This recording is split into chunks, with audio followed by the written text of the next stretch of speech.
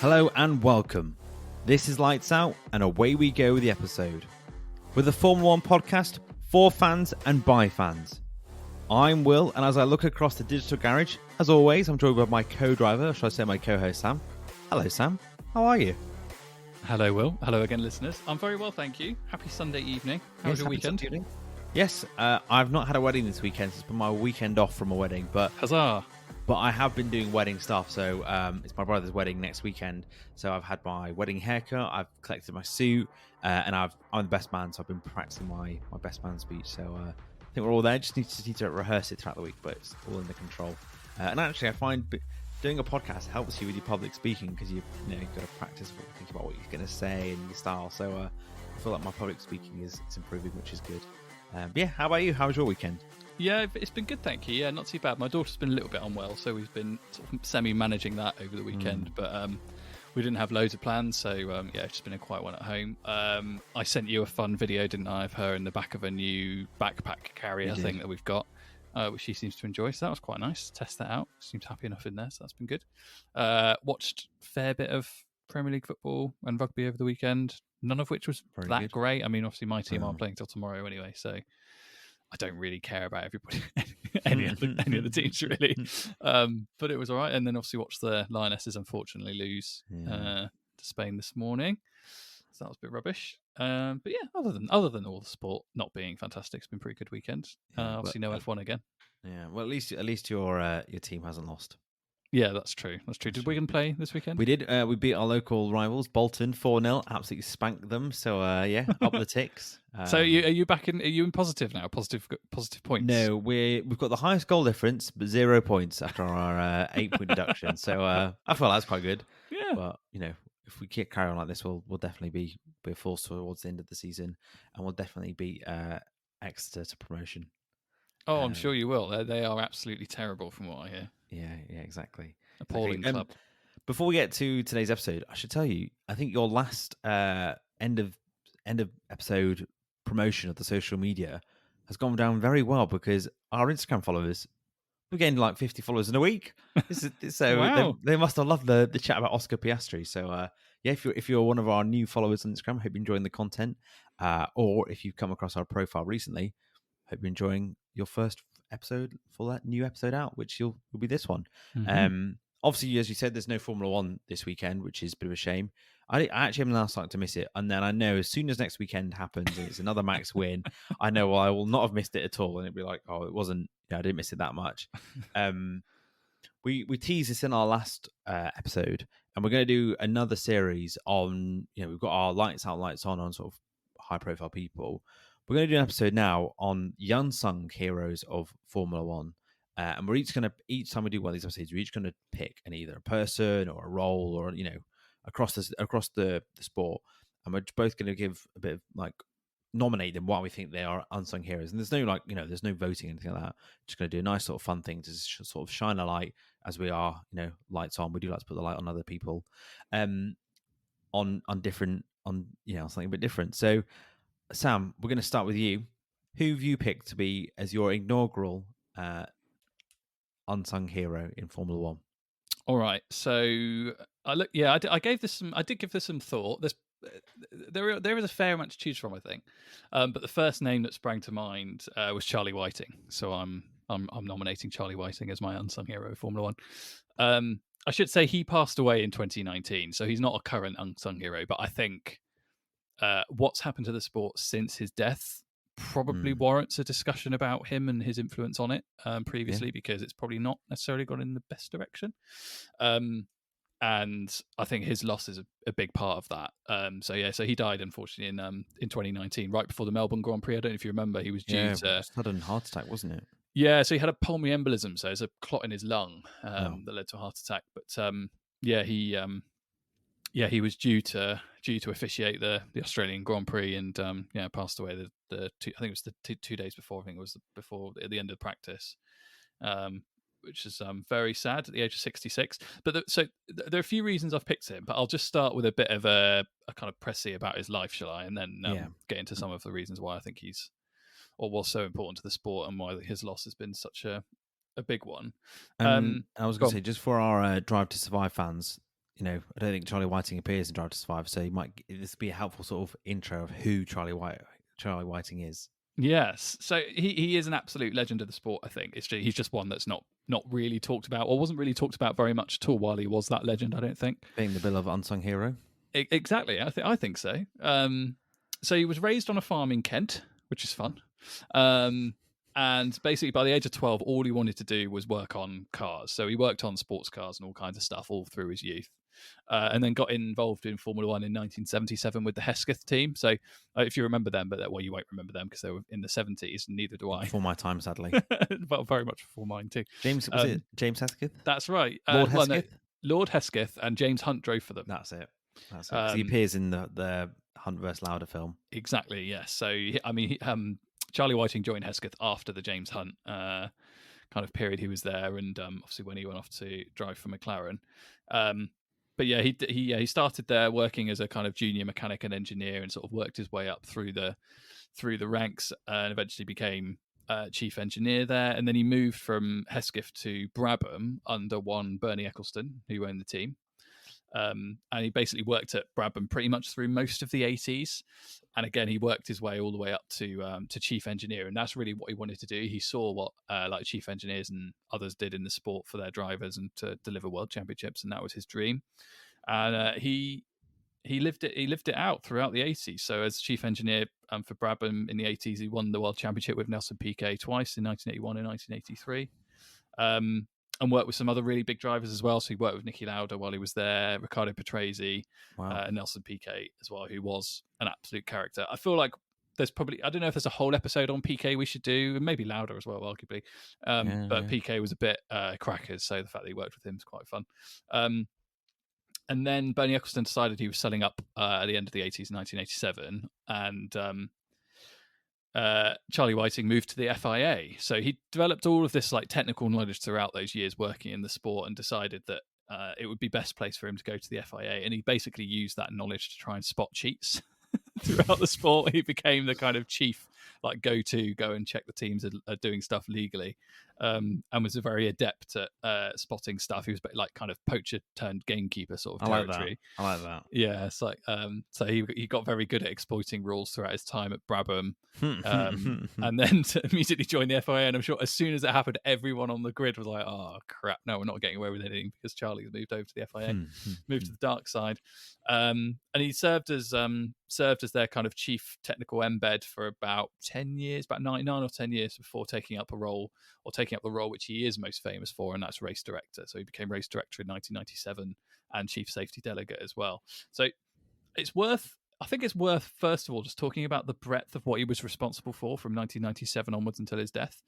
Bearing in mind, I don't think he's ever properly been replaced, and what he has been replaced by is it's several people basically all doing the same job, or all doing different bits of the job that Charlie Whiting did for so many years.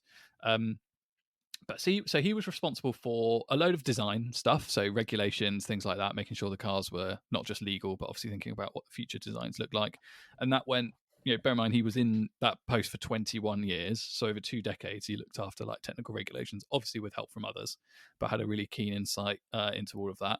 He looked after circuit safety and was on the panel that looked after deciding what circuits and stuff were raced at. And he also looked after driver safety. And then you throw into the mix as well that he was obviously responsible for race direction as well. So he started every race, looked after this, all of the safety procedures and stuff, and generally made sure everything ran without a hitch. And the reason I think he's so one of the best things I think you can probably say about him is that like no one ever had a bad word to say about him in 21 years in the sport, in a role that we now both agree it's a really difficult job. Never mind all the other stuff you're doing, but race director is a really difficult job.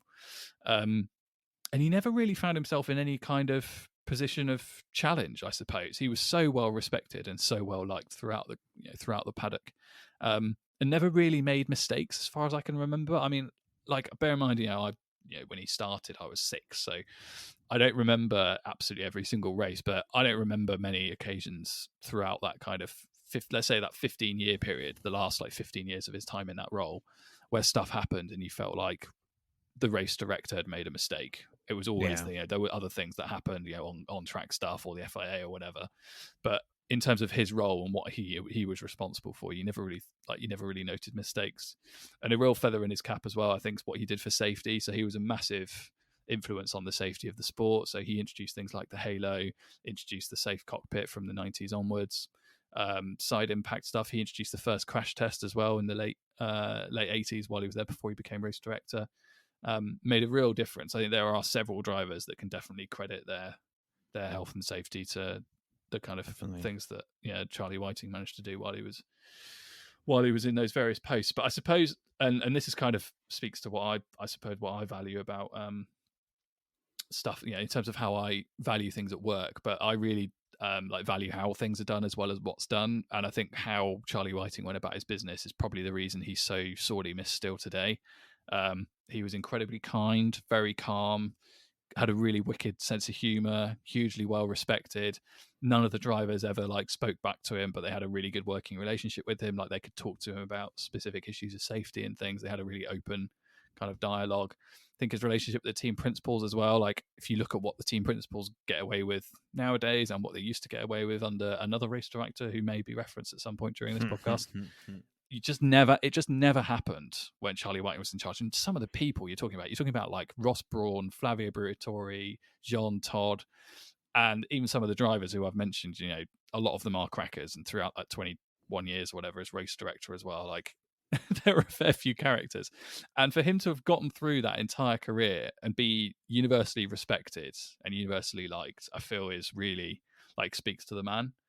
And that's why I've nominated him. I think he was irreplaceable, and the sport have failed still, I think, to replace him even now.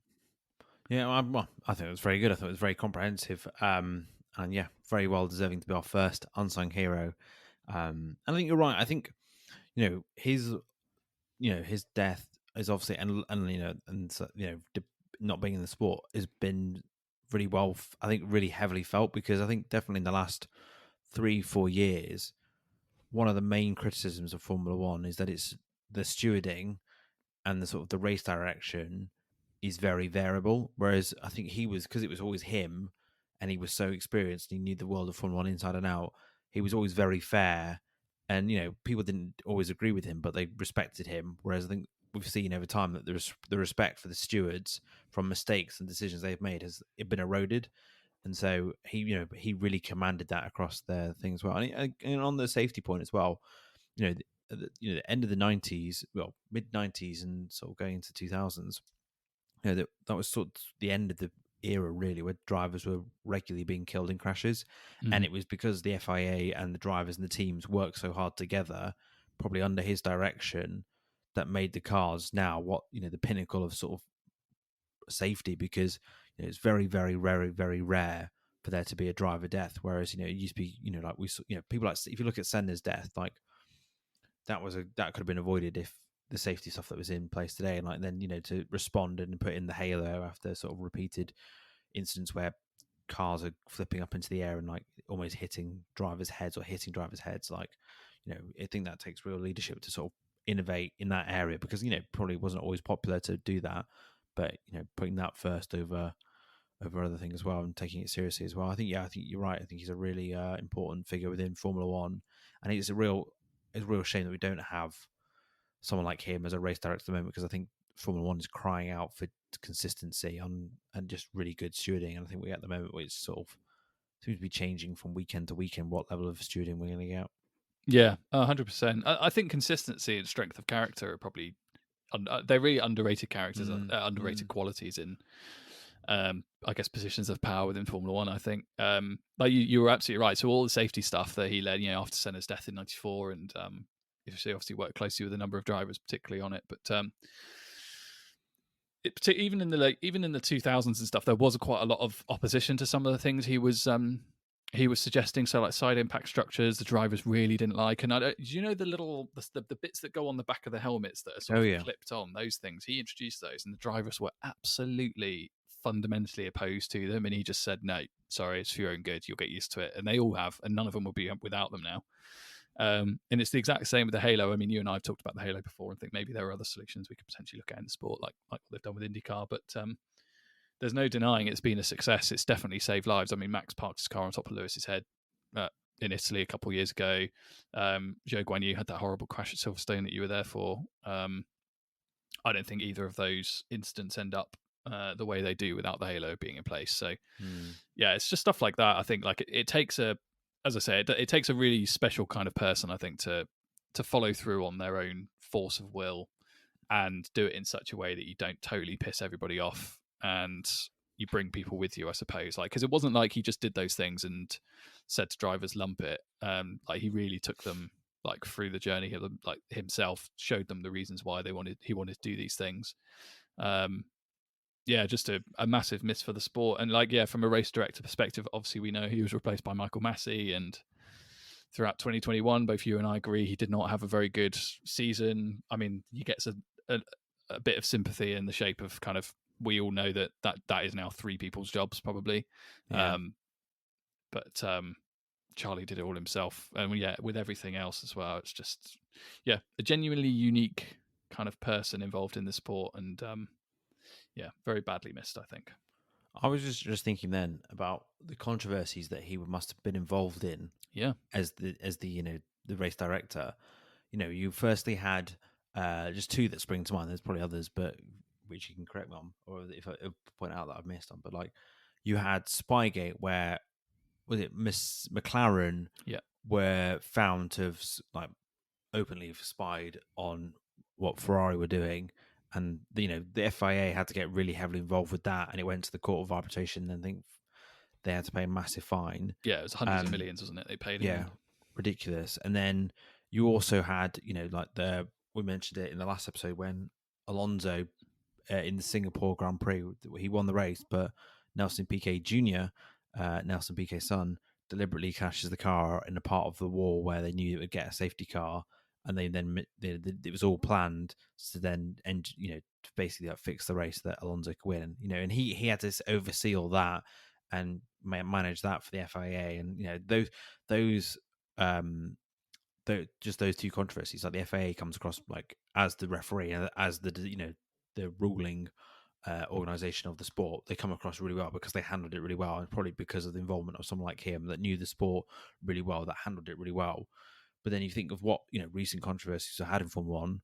The Abu Dhabi disaster and the whole fallout from that was because of the FIA itself, whereas it wasn't any. I can't, you correct me if I'm wrong, but I can't remember anything in any sort of Charlie Whiting sort of time as race director where there was controversy about him and his reading of the rule. I know that's him and stuff, but like, the FIA has definitely become a bigger target, and that's because of the mistakes it's made and been involved in more controversies because it doesn't have someone like Charlie Whiting, which I think shows you how impressive and strong he was, that over such a long period of Formula One, he was, spotless, and he was so on it. Yeah, no, 100%. I couldn't agree more. I think, yeah, he was just such a consistent. I think the main thing is he was such a consistent, I guess, actor within the sport. I think like a referee. It was a referee. Every weekend you turn up and you knew what referee you were getting and how they were going to referee the sport, and it was fair and you trusted it.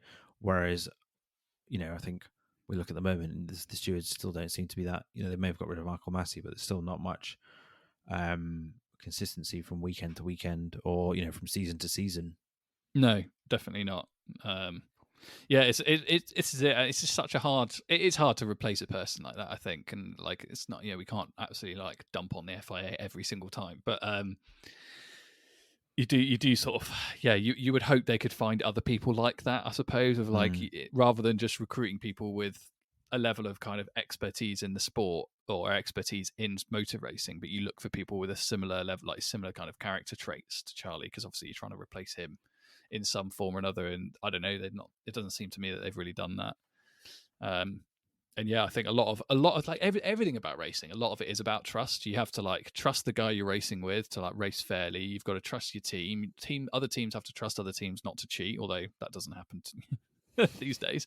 And I think Charlie Whiting's, I guess, presence did a lot of that. Like there was a general level of trust in the sport, and whenever there wasn't, or an issue or any issues arose, he was always generally on the right side of the argument. And it was never really him or the FIA that came into so much criticism. I think his presence really protected them from a lot of that. And that, yeah, they must be wondering when they can have a quiet weekend now, the FIA, because it does feel like every race weekend something happens, and most on most occasions I look at what's happened and I think, would that have happened under Charlie Whiting? I don't think so. Probably not. And you'll hear people like Martin Brundle and Ted Kravitz and stuff. They'll reference him every so often in the sport. Definitely, like whenever things tend to go wrong, someone mentions Charlie Whiting because it's this didn't used to happen sort of commentary. So yeah, he wasn't talked about a huge amount during the sport, and he hasn't really been talked about a huge amount really since probably since Michael Massey, I guess, because there was an easy comparison to be drawn there. And yeah, I think every so often it's good to remind ourselves that he was around and so involved in the sport because he was a really important part of what made the sport great for so long, I think. Yeah, I suppose he's one of those figures, like if you're new to Formula One, that you've probably heard reference to occasionally, but don't quite know about. But it's not like you can go back and watch his highlights or anything. He's just like, you have to go and read about accounts of what he was like as the race director to sort of understand and learn what he was like and what that meant and what Formula One was like as a sport back then. Because, the sport is significantly more popular now than it was, 5 years ago. It was very well run, under that period. And yes, sometimes the racing wasn't the best contest, but it was very fair and just very well policed and refereed. And we've not had that really. And I think if you're a news Formula One, it's important to know about people like Charlie Whiting because it's sort of the standard that we should be having. And we could probably do an episode in itself of what's going on with the FIA stewards because there's so many things we can point to at least over the last 2-3 seasons of just so many errors or bad judgments they've made, which they shouldn't have done. Maybe that gives the opportunity to talk about 2021 in detail, because that was a thing in itself. But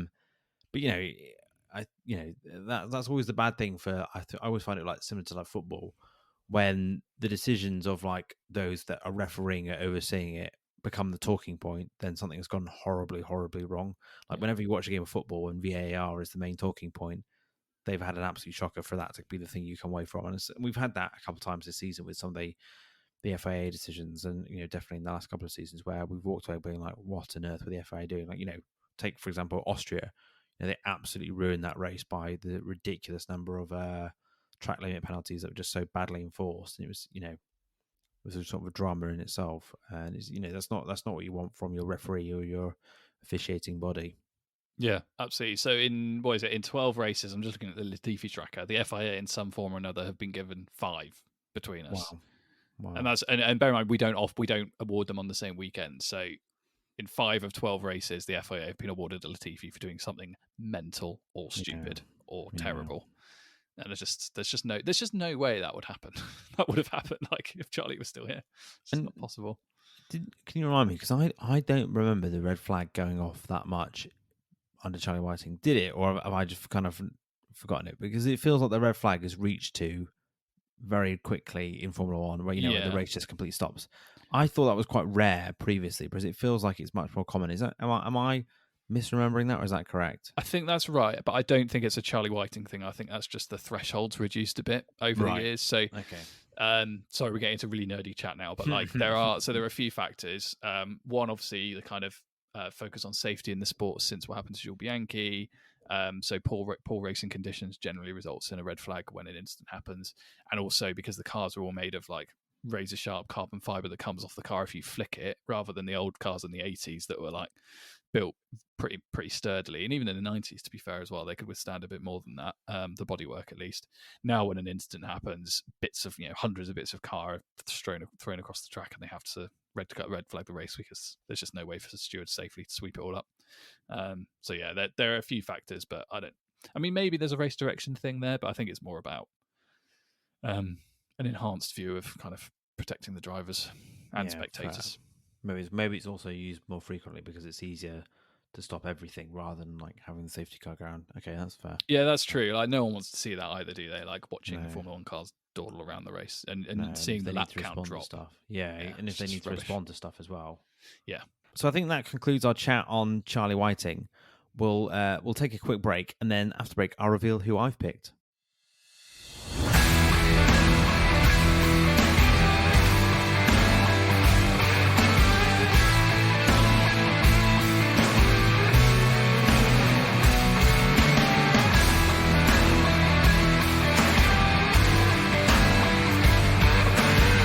Hello, welcome back from the break. Hope you had a jolly old time. So in part one, we had Sam talking to you about his unsung hero, who he chose was Charlie Whiting. For mine, I've gone in slightly different direction. So I'll reveal who I've gone for. Drum roll, please. Thank you very much. I've gone for pit crews. I think they are very, very unsung heroes of Formula One. They work really tirelessly behind the scene. They get the car ready all weekend. They build the whole paddock bit that they've got to live in and work out of, and then they have to put it away after a busy weekend. But I think the key thing for them is they have to be really, really good when it comes to a race, doing a pit stop, because those sort of split second decisions, the precision, and that sort of teamwork is really, really important to like execute a flawless pit stop. And it can make or break a race. We can come on to that, what all some of the things that can go wrong at them as well. And I think when you watch a pit stop, usually when it goes really well, you just think, oh, they've done well there, good stuff. And you only really assess a lot of what's gone wrong or give praise. You only sort of like criticize them when they've gone wrong. You don't really praise them. You just think, oh, they're just doing their job. But actually, I think it's so underappreciated what they do, and it's so critical for the whole team's performance. So, I'll take you through a pit stop. You've got a car coming towards you at 60 miles per hour. They look much slower on the TV, but that car is coming down that pit lane at a pace during a race, so it's high pressure. Then the driver's got to dive in, make sure he stops in the box at the right exact same mark, so everyone's in the right position. You've then got one person who's got to hold the tire, and then another person with the gun, undoing the wheel nut, and then lifting the person's got to lift that tire away, and then the person stood there with the other tire ready to go, got to lob it on, and then wheel nut back on, and if you've got to tweak the front wing or anything like that, and then you've got to make sure everyone's had a seamless stop, and then the car drives away. And I think for a driver as well, they've got to play their part as well, because they've got to make sure they hit those marks. They've also got to like be really on it when hitting the brakes to stop like perfectly, and then being ready to go when they see the green light and they can go. And it is a shame that the lollipop man is gone, because I did used to always enjoy the lollipop man that used to stood there over the car and then like lift it up and then send it. It was always very dramatic, whereas the lights aren't as good. In a pit stop crew, there's about 23 roles, and they've like I said, they've got a real range of jobs to do. And it's a really important one, especially if you've got to change the front wing as well. It's got to be absolutely like critically, like it could be flawless. You can't waste time there. And I think they become such an easy target when they take like 3 seconds. I think the quickest one ever was Red Bull 2-3 years ago at the German Grand Prix. They did it in 1.88 seconds. So to go sub 2 is crazy. I think they're the front runner this season. I think they're the only teams that have gone sub 2 in their pit stops. And you think, go sub 2 seconds, it must be quite easy or straightforward. I think it's so hard to shave that time, and I think it takes so much practice as well. And I was just doing a bit of research. Apparently, before a season starts, a team will do about 1,200 practice pit stops, and they do it so it makes it second nature. And apparently, at a team like Williams, they'll spend January and February just preparing. That's all they'll do. The team will be preparing for pit stops, and they'll do loads there. And I saw quite a good quote from someone at Williams that's saying, from trying to cut your time down from 3 seconds to sub 2 is like going from Division 4 or League 2 to the Premier League, which is quite a big jump. And you think it can't be that hard, but actually it must be really, really hard to find those marginal gains as well. And apparently over a weekend they'll do. You would think once you've done all that prep in pre-season, they'll be fine. But when they get to a weekend, they'll do so much prep. So they'll do 30-minute sessions throughout the weekend, and in those 30-minute sessions they'll do 50 stops. And that's quite a lot of repetition. And even every weekend, if you've got 23 races, that's an incredible amount of practice you're getting in at circuit. But also, I think what's quite challenging is, depending on the circuit, that can make it really hard. So Singapore is the most humid. Even in the evening, it's one of the most humid tracks on the grid. I think it's probably the highest one of humidity on the calendar. And I think that makes it a real challenge of having to work and do that job at that high level of humidity. If you think when you go on holiday and it's hot, just getting off the plane and you can feel the heat, And if you think you've got to then change a tire and be ready to change a tire in a high pressure situation, yeah, I Wearing think a load of overalls. yeah. I think it'd be absolutely like sweating buckets. And then also, it's not just like you turn up and then you got to just do the wheels. I think you have to do quite a lot of like strength training as well and fitness training to be fit enough to do it because it's so like demanding. And I always enjoy it. You always sometimes see it if you tune in early on the Sky coverage. You always watch the Ferrari pit crew do their sort of stretches, and they're always the best ones. And if you go to a Formula One race and you've got a view of the pit stop, you see all the teams lined up, sort of doing their own sort of workout stretching before the race starts. So I think that's quite entertaining as well. And there was a brilliant series. I think it was on Channel 4 a couple of years ago now, but it was Guy Martin, who is quite an eccentric sort of character, but he went to be part of the Williams like pit crew, and he got to be a part of them, like the training of it, and all his job was taking the wheel off and on again, and he really struggled with it. And he's like I think he's like a Isle of Man TT like motorbike rider. He really struggled, and he had to be like really on it because everyone's sort of reliant on you being in the exact right place and to do it in the speed as well. And then I think he was at this Belgian Grand Prix. They let him do it in the practice sessions, and then I think he also did it in the race as well. And so it's quite.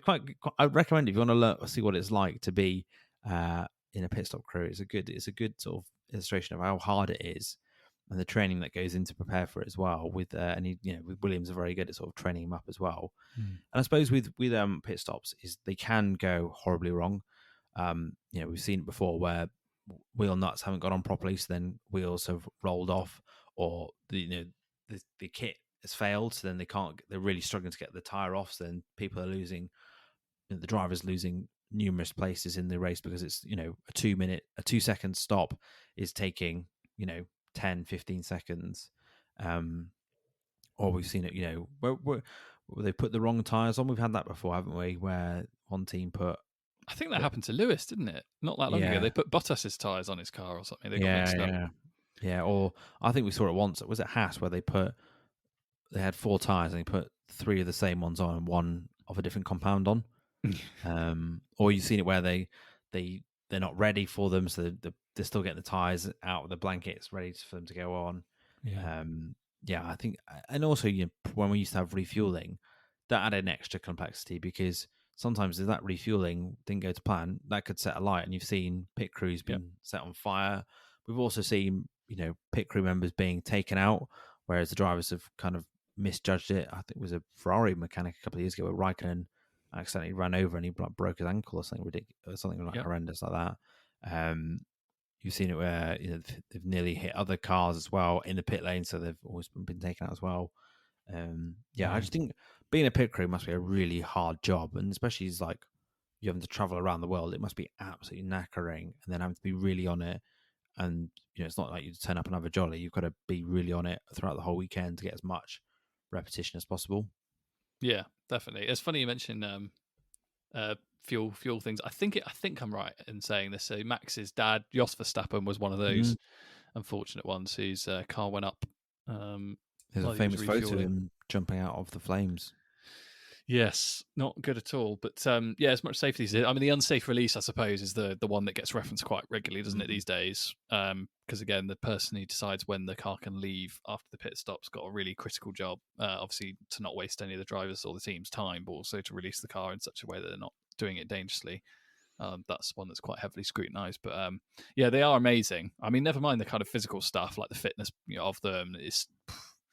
It looks unbelievably difficult. You have to be hugely really fit to do it. So huge respect for that. But I think also it's underrated quite how much wheel knowledge is kicking around pit crews as well. Like the things that they help with inside the garage that aren't just doing the pit stops, like helping them with the mechanical setup of the car. Yeah. And particularly also when people like Sergio Perez bin the car, rebuilding the car very, very quickly behind overnight. Oh yeah, to get the car ready and stuff like those are really tough jobs, and you have to understand the car, understand how it works, understand the mechanics as well to help with all of that. They are really like mission critical people within a Formula One team. But as you say, they don't really get talked about too much because drivers and team principals and whatever else end up always dominating the airwaves. So nice that they've been referenced. Yeah, a very good selection. I think as well, like it must be a really satisfying feeling if you're part of a team that's won. Yeah. Because you can really point to your partner, like, because of my pit stop that I played a part of, like, we got the car in and out as quick as possible, and that, that pit stop was crucial for them taking the lead or whatever. Like, that must be such a nice sort of moment to be part of a team when you're winning, because you're contributing to that and you can so tangible as well. And yeah, I don't know if you've ever been to like sometimes at Formula One circuits they have it, or like at like motorsport stuff, they have those things where you can like do the change the tire challenge.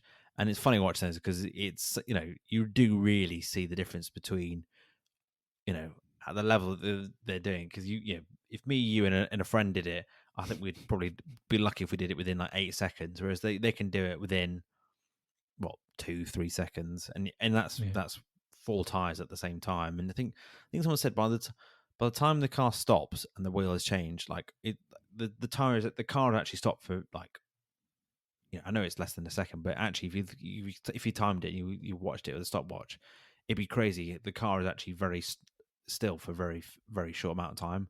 And I think sometimes on TV you think it looks longer than it is. And I think you said this as well. Like they do look very cool when they drive away from the pit box. It's like the shot on Drive to Survive. It's a very good shot, isn't it? Oh, the overhead. Yeah, I love that. I love that camera shot because you can just see it all happen. It's like poetry in motion. You get to see all 4 wheels, everybody working on the car all at the same time.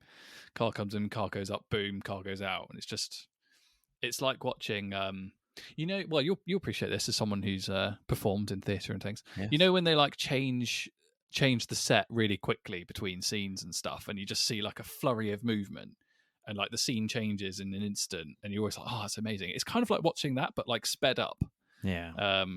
It's really, it is really impressive. That's a very good analogy, because I was going to say, to take that a step further, if you watch like, sometimes you watch amateur dramatics and they don't practice it very often, you're like, oh bloody hell, it's taken them ages here. Like, oh, we're watching this. Oh, it's cost them so much time. Oh, we're losing it. Yeah. Johnny with the trees taking like 20 seconds to bring it out onto set. Oh, he's carrying the bed. Is he by himself? Oh, what a mare he's having. Definitely. Yeah, no, amazing. They are really good. I've not seen that series. I think I remember. Oh, maybe I saw an episode or something of it, but didn't watch it all. But yeah, I'll go back and watch it for sure. It sounds good. I've just given it a Google. Yeah, and it's on YouTube. Oh, so perfect. 47 minutes, and he's the first ever outsider to work in a Formula One pit crew in a weekend. Wow. And there's also a series here which I also didn't know existed, but it's Guy Martin versus Jenson Button from a couple of years ago, and I think they have a bit of a challenge against each other, so that might be quite good as well. So there's two bit of TV watching there for you if you want to go and watch on YouTube. But I think I might rewatch that Guy Martin pit crew one, because just I remember it being fascinating as well, and I'm big fan of the pit crews. Very good. What would your role be, do you think, in a pit crew if you had to pick one? Good question. So if the Lollipop Man was still there, I'd be him, because you get to wave in the car, like pull them in. I think that'd be really cool, and then do the dramatic reveal. Yeah. I probably maybe a wheel gun. I think that'd be quite good, being a wheel gun, because you just got to shoot forward, shoot out, and if the wheel gun breaks, that's not your fault. That's the wheel gun. I think carrying the tires, is actually taking them on or off, is actually very hard work, because they are quite heavy. And I don't think I'd want to be one of the people that like has to lift the car up onto a jack. I think that'd be quite stressful as well, because that's what happened with the chap with Raikkonen. He was the one that got run over, wasn't he? Because he was the jack and Raikkonen cocked it up. And Lance Stroll's done as well. He's cocked up and he's hit someone before in the past as well. Yeah, it is easily done. There are some pit lanes where it's really tight. And you see these days on every pit lane, because the cars, as we always say on this podcast, are too big. But when they leave their pit box, the team that's adjacent to them, just up the pit lane, always has to hold all of their like powering cables and stuff out of the way to let them, to make sure they get out without getting entangled or anything like that. It's kind of crackers. I think I'd probably pick the front jack, just because I reckon I could just have some fun in that, like 1.5 seconds or whatever, or that 1 second. How would you have fun? You jack the car up and then you just like do some charades for Raikkonen or whoever it is sat in the cockpit waiting to go. You'd be doing that, and you'd get absolutely like, you'd be dicking around, and they'd be like, and you just see them wave, the driver like waving their hands at you. Yeah, I feel like if you were Verstappen's front jack man and you start doing that, I feel like he'd get out of the car and thump you. I wouldn't last long, would I? He'd just run me over. I mean, to like get out of the way. that would be very funny to just watch someone just taking the absolute mick. But you would think in 2 seconds you can lift it up and then like do a quick mime. What would your less than 1 second mime be? Oh, I don't know. Yeah, I think a full blown kind of charades clue is going to be difficult. 3 words, a film. I do that. So I do the film camera thing. Then I do that. Driving. And then I'd say Fast and Furious. 3 words. And Fast and yeah, Furious? see, Fast and Furious would be one, or I'd Drive to Survive for all the drivers. Maybe they'd get it. I'd know if they'd got it on the radio. That's a TV series. They're not a film. If I was being to nitpick, Or maybe if we're being really picky, maybe we could make pit stop such a thing. So like, change have a it. game of charades. Exactly. So the driver has to get the charade over the radio, has to get the clues and guess correctly before they can leave the pit lane. Don't give the FIA any ideas. No, in the hope for more insane. I mean, it's interesting because like in Le Mans, like a pit stop in Le Mans, they have to change the driver and they have to change the driver's seat. So at least they don't have that complexity in Formula One, but still, they are very, very like high tense, make or break for a race, and it can, especially if you're a driver trying to go for the undercut. I think that's even more important because you're coming in early. Yeah. And if you absolutely nail it, and then as the driver then goes out and absolutely flies it out, and then claws it back that time, you could win a race from that. And I think, that's such a valuable sort of strategic tool to have. And I play it on the Formula One game, and it's always a bit meh, like watching it. Whereas they could make a bit more fun in the Formula One game to make it a bit fun. I should just give you an update on the Formula One game. Go on. So the last time I told you I moved to Ferrari, right? And I was saying I was still struggling with difficulty. Mm-hmm. I've got 5 races to go, and I'm 29 points away from the World Championship, which feels like the start of the season in Williams, and to be halfway through the season to be 29 points away from the championship with 5 races to go, feels like I've definitely got the difficulty slightly wrong. But it's one of those annoying... you switched from Williams to Ferrari midway through the season, did you? Yeah. Wow. I had the pick of the teams, and I went for Ferrari, which maybe was a bit. Maybe I should have gone for someone a bit midfield than at the front, but then they're not particularly great. Who's your teammate? Charles. Okay, yeah. But then at the end of the season, do I go to Mercedes and replace like Lewis or George, or do I go stay at Ferrari, win the championship with Ferrari? But I might do that this season. Yeah, well, okay. If you win the championship this season, then feel free to make a move. Speaking as your F1 23 manager, this is what I need. This is what I need. But it's a great game. But my only criticism of it is that like from circuit to circuit, the difficulty really varies. So you think because there's the difficulty scale as well. It's you just pick a figure between like 0 and 110, right? And so you think I'm 63, and then you go to the next weekend. And on that difficulty, you'll get absolutely hammered, and you'll have everyone queuing up behind you or being absolutely lapped and everything. It's just not fun at all. Then the weekend after it, you'll be winning by like a second or 2 seconds. You're like, wow, this is too easy. So but I'll keep you posted. I'll let you know if they win the championship. I feel like I should almost like crash just to make it a bit more exciting. Well, you're not 22 points clear, are you? You're 22 points behind someone. Yeah, 29 points Max, behind. I assume. No, I think actually between Lewis and Charles at the top. Really? Yeah, wow. I'll you know what? Next time I go on it, I'll send you the standings of where everyone is, and then I'll show you my season results as well because I've had a couple of DNFs. But to be in a championship battle with points from Williams is not bad going, and let's hope that's things to come for Williams in a couple of seasons. Maybe that's Alex Albon's future. Yeah, fingers crossed. Being played out on your PS5, is it? Have you got PS? It's PS5, isn't it? Yeah. Very good. Right, do you want to say any more on pit crews, or should we move on to predictions? Let's move on to predictions. Okay. Well, we're back. Formula One is back. So race at the weekend. So we're back in the predictions chair. So just to remind you/everybody, we are doing our predictions game throughout the season. So we are each assigned randomly according to my fun random number generator on my phone. 3 drivers every weekend where we will predict their final classification finishing position. That's not without controversy this season because there's been some pretty dodgy classifications going on with track limits in Australia and God knows what else. But we've muddled through, and every weekend, we pick the final classification, and then you were awarded a point for every position away from that selection that your driver finishes.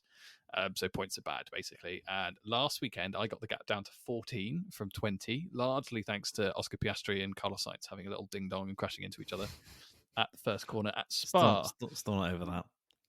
No, well, it sort of served me better than you, but only because Ferrari were mental and kept the car running for ages, didn't they? And then they finally retired the car, so he finished 19th instead of 20th. So I made up a point there, which was good.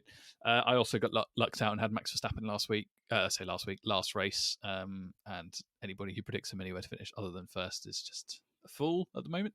But you did quite well, to be fair. I mean, you had Hamilton, you won out with him, 6 out with Albon. I was 13 out with Sainz because of the aforementioned incident with Piastri, and then I had Sargent, and I was 3 out with him. So, yeah, it was a very high scoring week. So between us, we scored 38 points. Wow, that's compared to the weekend before where it was 19. Okay, I'm gonna try. I'll just have a little. Okay, so at Austria it was 9 between us. Wow, we were on it that weekend. Yeah, that's the lowest. Oh no, we had 9 at Monaco as well, and 9. Oh no, and 7.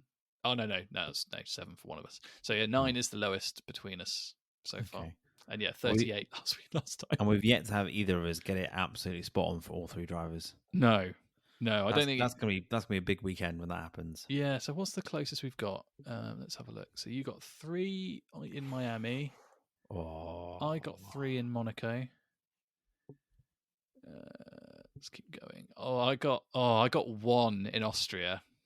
Wow. Yeah, I got Sainz finishing 6th, Checo finishing 3rd, and then Zhou Guanyu finished 12th instead of 13th. Oh. So I've got the closest, I think. You got 4 in the British Grand Prix, and then so I was the closest 1. Okay. So still that'd be a big one. Maybe we should do a thing like we have a thing about this, but maybe you do a thing like if you get a perfect weekend, you get like 5 taken off your overall score or something like that. I was going to say it wipes your score. No, not wipe. No, because imagine how would that work with me? If you wipe my score, if I got a perfect weekend and I've got a 14-point lead, I'd then have a massive lead. Yeah, you would. Yeah, but that's the benefit of getting the perfect score. No, maybe like a 5, you get extra 5 taken off. All right. Well, we'll treat this season as a bit of a test anyway. If one of us actually goes and predicts it, then we know it's semi-possible, I suppose, and think about next season, because we'll be doing this again next season for sure. All right. Would you like to know who you've got? Go on, hit me. Quite an interesting draw, actually. There are no Ferraris, so no strategy bants, and no Red Bulls, so no high performance guaranteed. No certain zeros. No, so we both got quite a good mixed bag, I think. I don't know if we'll break the 38 record, but we might. Right, so first of all, you got number 18, which is Kevin Magnussen. I'm going to go 15th. Okay. Then you got New Bay, number 11, Oscar Piastri. Oh, you're new fave. You had last time, and he cost you 15 points. Oh, yeah. I'm going to go 7th. Okay, 7th. I feel that covers me quite well, 7th. Yeah. You're not going to get more than 5, probably. Yeah. I would have thought for him for that one. Unless he comes last again. Unless he has a crash, yeah. And then you got number 16, Zhou Guanyu. Oh, what a horrible pick. What position did I say Magnussen was? 15th. I'm going to go 14th. That's what I would have picked as well. Okay. That's a bit of That's a tough trio. So I got Pierre Gasly of Alpine, who we did a special episode about recently. So if you're interested in Alpine or just Bants in general, feel free to have a listen because they are quite funny. I'm going to go with 12th, I think, for Pierre Gasly. Nice. Just outside the points. Then I got car number 4, his goatedness, Lewis Hamilton. His goatedness. Car number 4, car number 44. I don't know. I don't think he's going to get on the podium. He's going to win. Could you imagine if Hamilton goes to the Dutch Grand Prix? In Max's own backyard. There should be some side wager on that. I'll go 4th. I don't think he'll make the podium, but I think he'll have a good weekend. Nice. And then I got number 20, Daniel Ricciardo. Ooh. Would have been Nick de Vries. yet to score a point, Daniel Ricciardo. And I don't think Zandvoort's going to be the place to... Oh, will it? AlphaTauri is pretty garbage. But there are some teams that aren't great at slow circuits, like Alpha and Haas. I'm going to go 14th for Ricciardo. So I think we've got it lined up that me and you both put Zhao as Zhang Zhu, as 14th, Magnussen 15th, and Gasly 12th. Yeah, and I've got Ricciardo 14th as well. Yeah. So yeah, we're in a real like lower midfield battle. The only interest we've got is that's interesting. Piastri 7th. You see, I'm now looking at that, thinking McLaren are really good. Maybe could I see Piastri finishing above Hamilton? Maybe. I don't know. It depends which McLaren turn up. And can I just check? Are you also predicting another Max win? What do you think? Yeah. Of course, the fan event. Well, fine. Maybe the harder thing to predict is will Checo be number 2 or number 3 on the podium?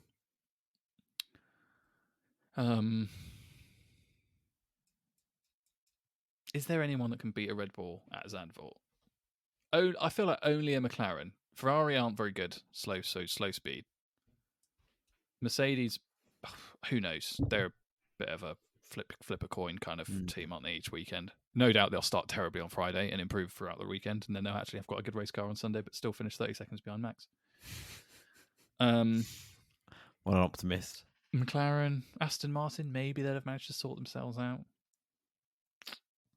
No, I think it probably will be a Red Bull 1-2, sadly.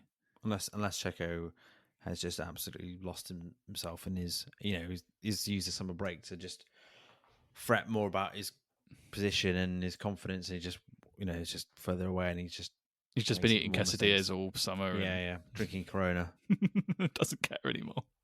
Yeah. No, that feels unlikely. I mean, it's not a great circuit for Checo, so it's possible. But I just think over race distance, that Red Bull is so fast, and if he manages to like continue his sparkling qualifying form of one race weekend where he's managed to get into Q3 for the last like 6 races,